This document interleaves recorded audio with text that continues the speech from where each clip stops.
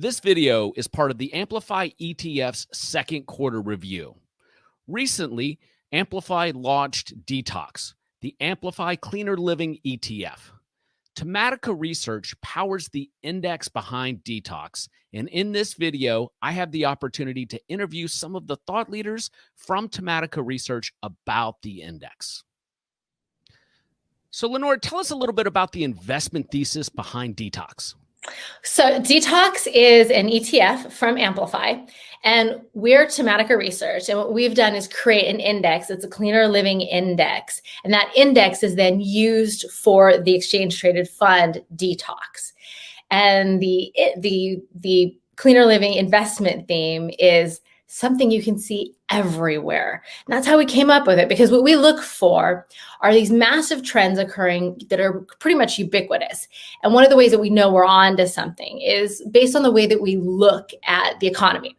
So we break the economy into three different components.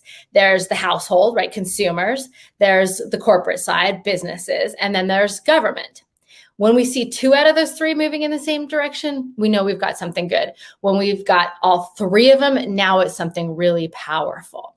And even before the whole nightmare of 2020, we saw these all moving in a similar direction. You were seeing increasing regulation coming out of governments, whether it's from environmental controls, like from moving towards electric vehicles, or it was controls around what goes in the products that we put on our skin, put in our bodies, or even construction controls from the government. Then on the corporate side, you saw companies shifting their message more and more towards, we care about our entire product pipeline. We care about what happens at the end when our products are no longer being used. How are they affecting the environment? We care about what goes into our products as well. And clearly, on the household side, if you think about 10 years ago when you went to the grocery store and you were trying to find a dairy alternative, maybe you could find a little bit here and there, but it was kind of a special section. And now walk down into most any grocery store and you pretty much see alternatives for just dairy. There's more of them than there is the dairy,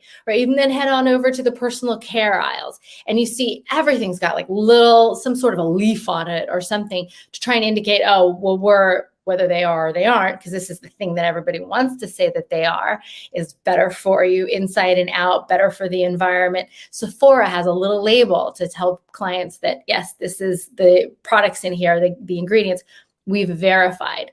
But when you see more and more companies trying to brand themselves that way, and you see consumers demanding it, you really know that you're onto something. And what we did with this index, I say, okay, clearly this is something that across the economy there is demand for. And everybody's trying to say that they're doing it because there's so much demand for it. But let's see who's really, really doing it.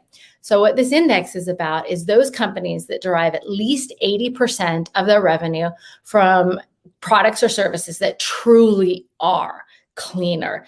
Maybe they're missing those ingredients that are more polluting, or something like electric vehicles. They don't cause damage to the environment. And when we looked at this, we found that there's really 5 categories we could break this into.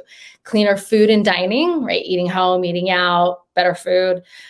Cleaner health and beauty. So that's not only what I put on my body, lotions and makeups and all that, but it's also supplements. We've seen the supplement market and growing like crazy. And actually a recent survey from McKinsey found that the vast majority of people all over the world, they did this across like 60 countries. If they had to choose between more effective and more natural, they would choose the more natural, even if they knew it was less effective. It's that profound. And then there's cleaner building and infrastructure. So that's everything that goes like things like Trex, which uses recycled recycled plastic bags and wood byproducts to make decking. Cleaner transportation, hello Tesla. But there's a ton of that. And it's not, the story really isn't Tesla. They get the headlines, but what's really interesting is seeing the explosion in that infrastructure for power, because if you're going to be driving an electric vehicle, you need to fill up. And what's happening there with these charging stations. And then, of course, there's cleaner energy. And that's moving away from these coal factories towards solar and the distributed solar, right? Where more and more homes having solar panels. And that also creates a much more robust structure, because as we move towards cleaner energy, it tends to be a more distributed grid. So rather than having like everyone say, Oh, I remember a couple years ago, we had the entire West Coast got basically shut down for almost 24 hours. We were without power because of the way the traditional grid is. These new cleaner energy forms, they tend to be distributive where, oh, I can have solar on my house. I have batteries in my garage. Power goes out. I'm watching my TV. Awesome. So tell us a little bit about the Tematica team behind the index. So we have three principals, myself, Chris Versace, and Mark Absey. So Chris and I go way back. We actually wrote a book together called Cocktail Investing. And Chris's background is he was an equity analyst. So he's really focused on individual companies, and he tends to go bottom up. I'm the macroeconomist. I tend to come top down. And when we meet and come to some of the same conclusions, that's a really good thing. And Mark Absey has a really strong background in building ETFs. He actually is behind Hack and a lot of other really incredible ETFs. And so he's really, we're the ideas, and then here's how. So Chris, walk us through the construction process of the index behind DTOX. Sure thing, Jay. Well, like any of our indexes, we try to start with a very wide swath of companies because we want to capture the ones that are thematically strong and are feeling the tailwinds from each of our indices. In the case of cleaner living, we really want to try and capture all the companies that are growing their exposure to the theme that are contained within the 5 pillars of what we have. So cleaner food and dining, for example, cleaner health and body, cleaner building and infrastructure, cleaner transportation, and of course, cleaner energy. So we start with that wide swath, and then, we really roll up our sleeves, dig into all the publicly available information, 10Ks, 10Qs, company presentations, press releases, earnings call transcripts, to score these companies like we would using the thematic scorecard. And then as we drill down and really shrink this initial universe down to a universe of contenders, ultimately to the basket of companies that we want to capture, we again employ the thematic scorecard. And what I mean by that is we want to have high conviction. We want high thematic purity for cleaner living. So we're looking for companies in each of those subsectors that have a thematic score of 4 or greater. And what that score of 4 means is that 80% of its business, its revenues, its cash flow, its power, if you will, Jay, is being driven by the structural change underway in cleaner living.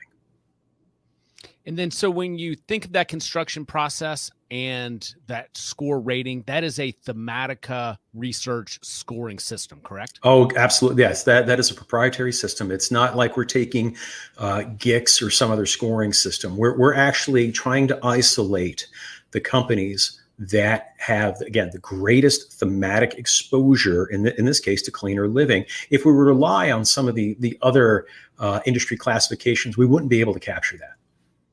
Excellent. So when you look back on the second quarter, what changes did you see take place in the portfolio? There weren't a ton of changes.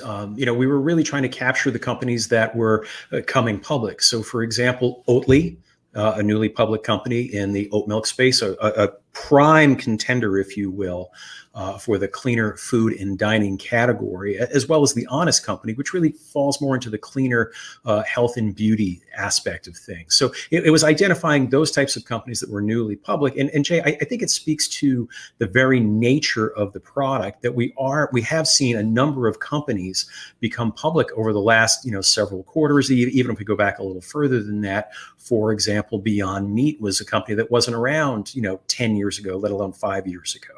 So as the theme continues to evolve and more companies become public, I think we're going to have a greater opportunity to add them into the index and then therefore into the corresponding ETF. Are there any stocks in the index right now that you have your eye on? Well, that's an interesting question. As we're talking, we're practically in the thick of the June quarter earnings season. And there are companies absolutely that will be reporting that will be looking to see that transformation really unfold in their business. And by that, I mean the continued adoption of cleaner living by consumers. We'll see that captured in their revenues, their cash flow, and their EPS. But it's also going to be hearing from these very large behemoth companies that are trying to tilt their business as best they can into the shift that's underway in consumer spending. And what I mean by that, companies like PepsiCo, General Mills, Coca-Cola, for example, Why do we want to listen to these companies? In some respects, because their businesses are under attack by the theme of cleaner living. If you think of PepsiCo, for example, or even Coca-Cola, sugary beverages have been the staple of their portfolios. But these companies and others like them are trying to slowly pivot their businesses into the notion of products that are, on the one hand, not as bad for you, but also that are better for you. And that can be, unsweetened teas, water, milks and things like that. So, those points to us are big confirmation points. And then the other one, kind of tucked inside of that is learning what other activities companies have done, like a PepsiCo, for example, that on their earnings conference call said, hey, we understand the shift in consumer preference. That's why we bought a popcorn snacking company. It's those activities that I think have that extra added layer of confirmation for the theme. So I always get very excited about that, 4 times a year, otherwise known as earnings season. Yeah, it's funny. Those exact things play out when you go to the grocery store. You can see the change in consumer demands because what you just described is what the grocery stores look like in my area. Well, it's a great point, right? So we always say that if you do thematic investing correctly, it should be, 2 things. 1, it should be recognizable and relatable. 2, if you create the theme correctly, it should drive alpha relative to the basket. And I think the way we do that captures both, but you are correct. I challenge anybody watching this, walk down the grocery store and just notice the shift among the products, whether it's the cereal aisle, whether it's the milk, cold case, and some others, and just look at the choices that are out there. And then as you're checking out, just kind of, take a look at what's in the basket of the person next to you. The things that you're going to see are unbelievable. I mean, even now, in the vegetable category, in the cold cases that you have up front with the fresh produce, zucchini noodles, cauliflower rice, beet rice, sweet potato noodles, and all this other stuff. And it really puts a face, if you will, on this transformation. It's not out there in the ether. That's right. So with that, this is a great pivot to your outlook for the second half of the year. What do you see unfolding in this theme? I think we're going to have, I don't want to be cliche, Jay, but I think we're going to have even more confirmation. I also think that we're probably going to have a couple more companies come public. And again, just to tie it back to what we were talking about earlier, that excites me because it means that there's greater awareness for the theme. It means that there's a wider swath of companies that are participating. I think that builds interest. It also, again, makes it more recognizable and relatable. And again, this is going to be across, food and dining. Maybe perhaps one day we'll have Impossible Burger will go public, but we'll see other EV companies go public, whether it's, through SPAC or a traditional IPO and the like. And I just think that the more confirmation we have of the theme, the more powerful it's going to be. And again, not to beat a dead horse in the ground, but when you see companies, PepsiCo, Coca-Cola, General Motors, Volkswagen, Ford, Toyota, Honda Motor, and everybody in between pivoting their business, we know that we are onto something very powerful. Chris, I appreciate you coming on. For more information about the DTOX ETF, please visit amplifyetfs.com/DTOX.